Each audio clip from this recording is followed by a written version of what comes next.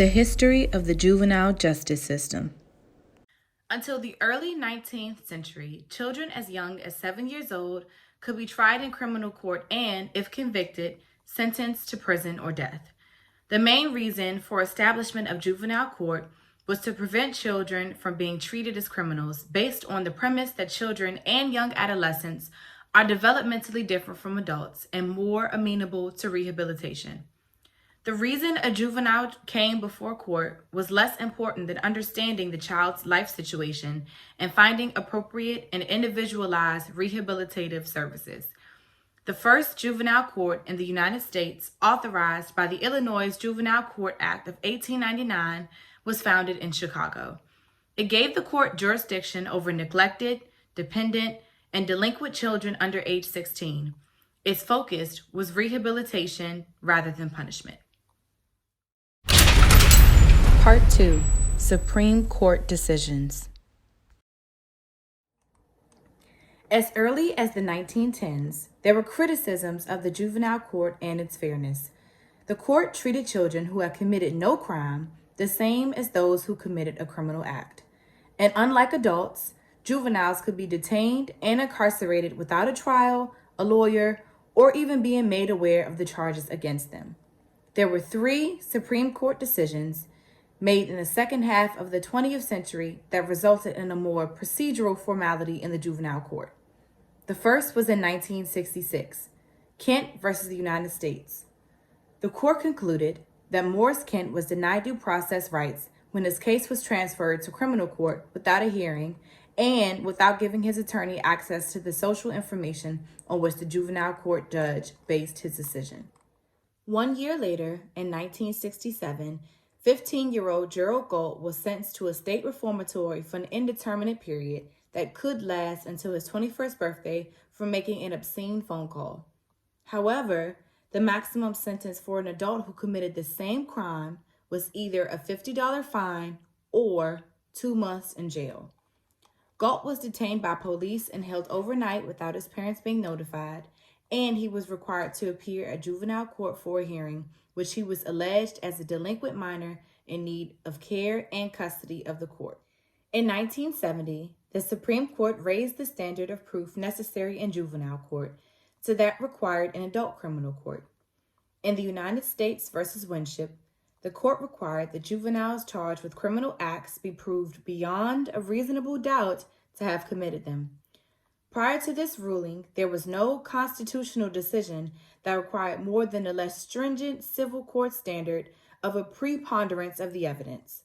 Protection from double jeopardy was extended to juveniles by the Supreme Court in 1975, and in Breed v. Jones, the court concluded that the double jeopardy clause of the Fifth Amendment prohibits states from trying a person as a juvenile and later as an adult for the same crime. Part 3. Child and Adolescent Development.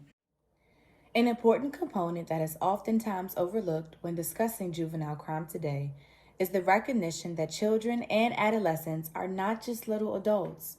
Physical, emotional, and cognitive development continue throughout adolescence, and although young people cannot approach decisions in manners similar to adults, many decisions that children and adolescents make and under precisely the conditions that are hardest for adults are unfamiliar tasks, choices with uncertain outcomes, and ambiguous situations. Further complicating the matter for children and adolescents is that they often face deciding whether or not to engage in risky behavior, such as taking drugs, shoplifting, or getting into a fight, which are all situations involving emotions, stress, peer pressure, and limited time for reflection. Young people are liable to overestimate their own understanding of a situation, underestimate the probability of negative outcomes, and make judgments based on incorrect or incomplete information. Children and adolescents are more prone to these behaviors based on their lack of experience and subsequently an increase in vulnerability. Emerging research using magnetic resonance imaging of the brain demonstrates the cognitive and emotional differences between adolescents and adults. Children and adolescents process emotionally charged information in the part of the brain responsible for instinct and gut reactions.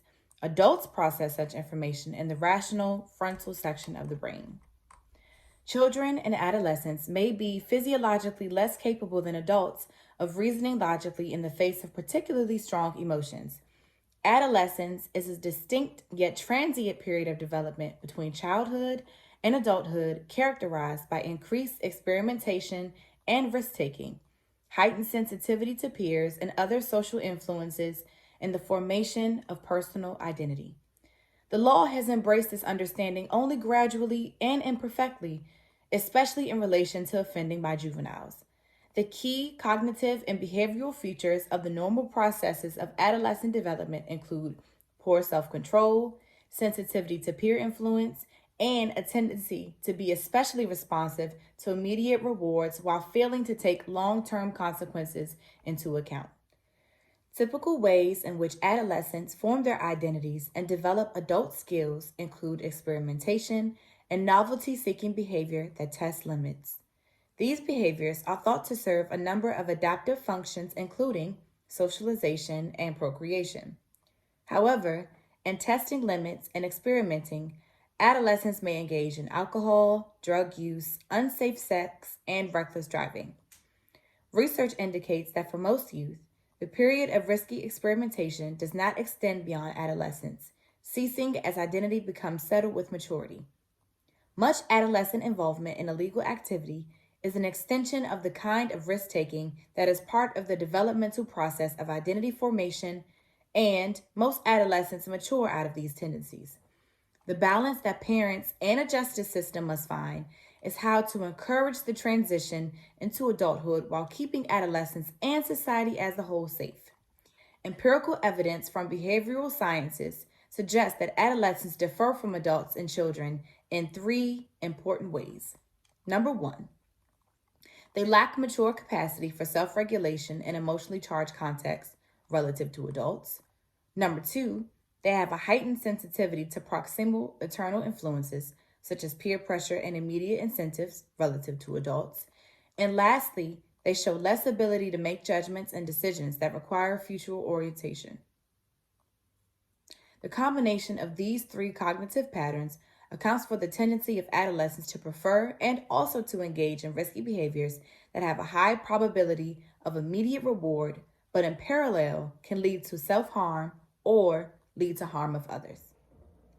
In conclusion, I provided you all with valuable information regarding the history of juvenile justice, important Supreme Court decisions regarding juvenile justice, and child and adolescent development. Thank you guys for tuning in, and please let me know if you have any questions. Bye.